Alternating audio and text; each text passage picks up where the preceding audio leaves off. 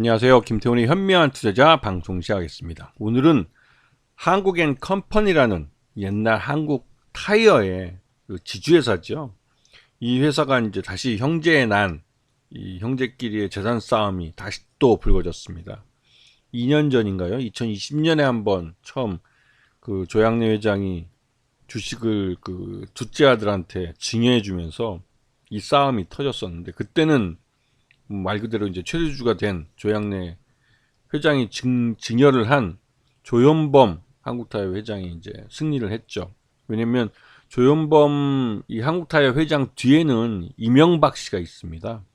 이명박 씨가 이제 전 대통령이자 또 임기 중에 많이 해먹은 양반으로 유명해서, 또 이 양반이 나름대로 이제 이 재계에 많이 뿌려놓은 게 있기 때문에 이 조현범 씨에게 솔직히 이길 자신이 없었죠.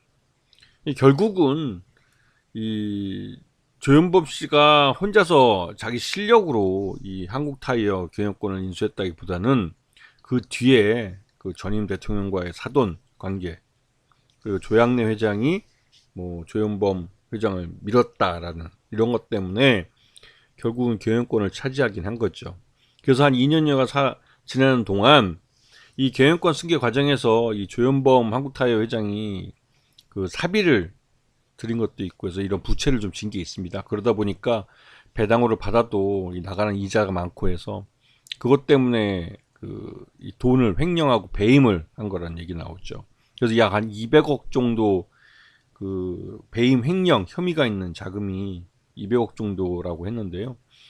근데 결국은 1심에서도 그렇고 2심도 그렇고 징역 3년에 집행유예 4년을 받았는데, 그 이후에 또 이제 계열사들 사이에서 또 이제 또 이 배임 횡령 혐의가 또 드러나면서 공정위가 재고발을 했습니다. 그래서 그것 때문에 직접 구속이 됐죠. 구속이 되고 지난 11월 달인가요? 구속 8개월 만에 보석으로 석방되어 있는 상태입니다.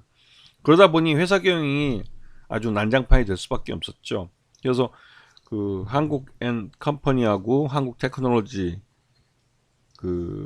이 한국타이어앤테크놀로지라는 이 회사 자회사죠. 주력 자회사인데 이 회사들이 경영이 말 그대로 지금 엉망입니다. 그래서 이들 회사의 시장 점유율이나 이런 걸 따져봤을 때 말 그대로 적정 가치보다는 좀 저평가돼서 거래되고 있었죠.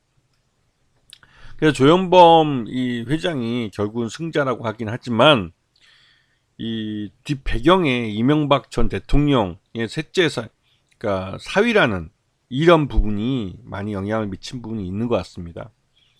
자, 지금 현재 한국앤컴퍼니 이게 지주회사인데요. 여기에 이 지배구조를 보시게 되면 최대 주주는 조양래 명예회장으로부터 주식을 증여받은 조현범 회장이 최대주로 42.03%를 갖고 있고, 첫째 형 장남인 조현식 고문이 18.93%를 그대로 갖고 있습니다.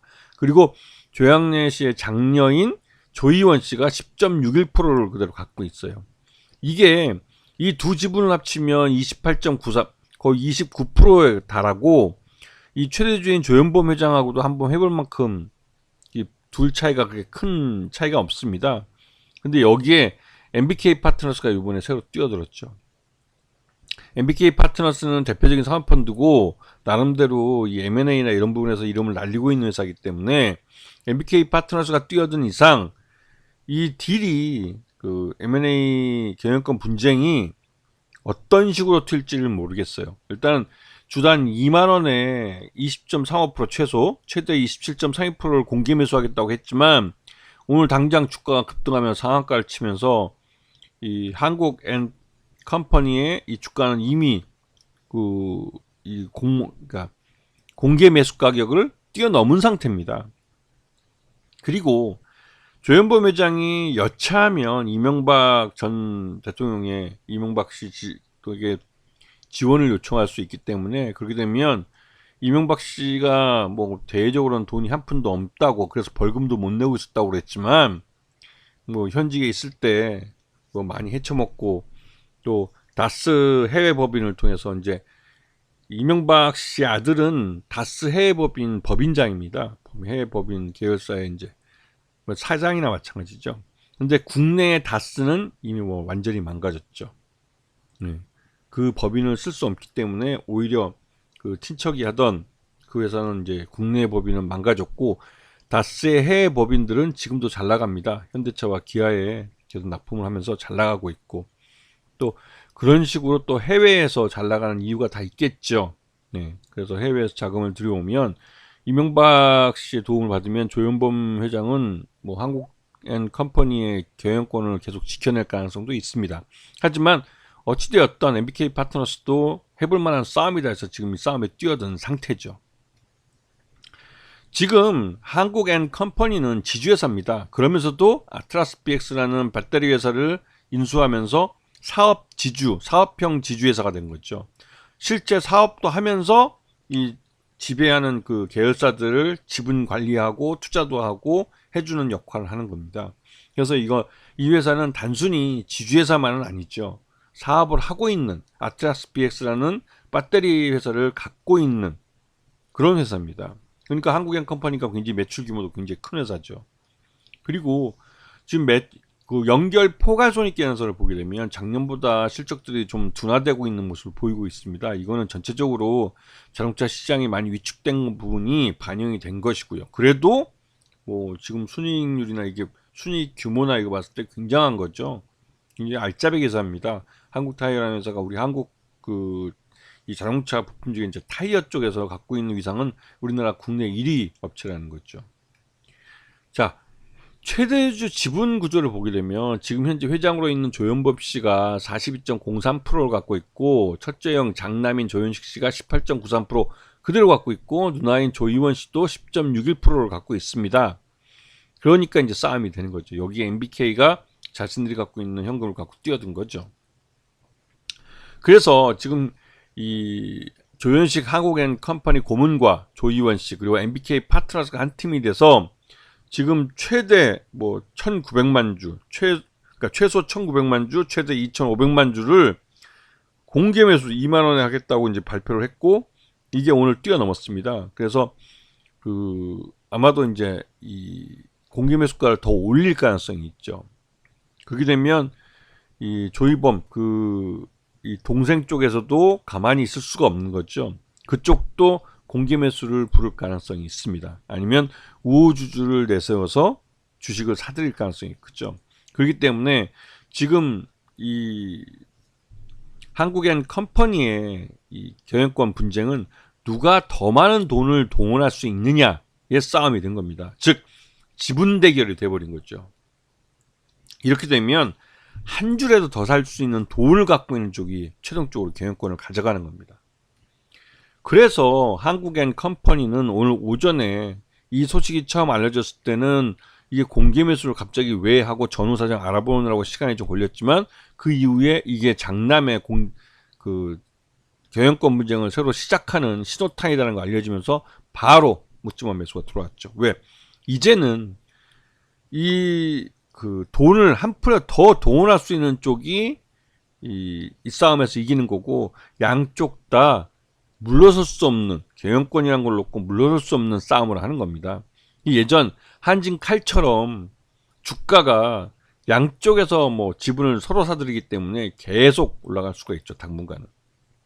그리고 실제로 지주회사인 한국앤컴퍼니는 올 3분기 실적 기준으로 봤을 때 적정 주가 한 45,000원 정도로 평가됩니다. 근데 현재 주가가 2만원도 안 되기 때문에 오늘은 이제 급등해서 21,850원이 됐는데, 이렇게 저평가되고 있었던 건 앞에서 잠깐 말씀드렸지만, 조이범 지금 회장이죠. 한국앤컴퍼니 회장인데, 이쪽에 이제 배임 횡령 이 혐의로 이제 구속되고 하는 경영이 엉망인 상태인 것 때문에 주가가 할인되고 있었던 겁니다. 실제로 이 조현식 이 장남이죠. 장남이 이 공개 매수를 하면서 이 경영권을 뺏어올 경우에는 이제 전문 경영을 세워서 경영을 하겠다. 그리고 이 이사수는 MBK 파트너스가 자신들 일가족보다 한 명이 더 많은 이사를 가지게 하겠다 해서 오너십, 이 조씨 집안은 오너십만 가져가고 경영권은 MBK 파트너스가 행사하는 쪽으로 이걸 하겠다는 거죠.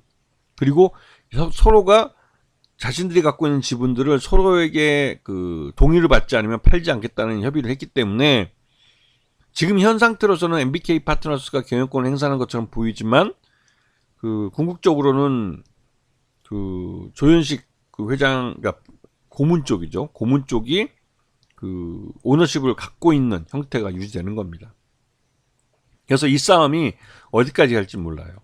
이 한국앤컴퍼니의 주가가 급등하면서 한국 타이어 앤 테크놀로지도 동반해서 강세를 나타내고 있는데 지금 이 싸움은 지배권에 대한 싸움입니다. 즉 경영권에 대한 싸움이에요. 그래서 한국 타이어 앤 테크놀로지보다는 한국앤컴퍼니의 지분을 누가 더 한 줄에 더 많이 가져가느냐, 이게 더 큰 싸움의 승패를 나누는 그 키가 되는 겁니다.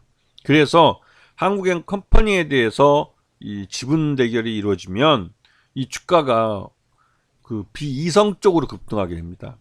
이거는 예전 한진칼에서도 이미 증명이 된 사실이에요.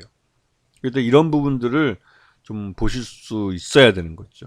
그리고 이러한 주가 급등은 한진 그 칼에서도 확인됐지만 이 싸움이 어느 쪽으로든 판가름이 나면 급격하게 빠집니다. 이런 부분들을 잘 기억하고 계셔야 되는 거죠. 아시겠죠? 자, 오늘 방송 여기서 마치겠습니다. 감사합니다.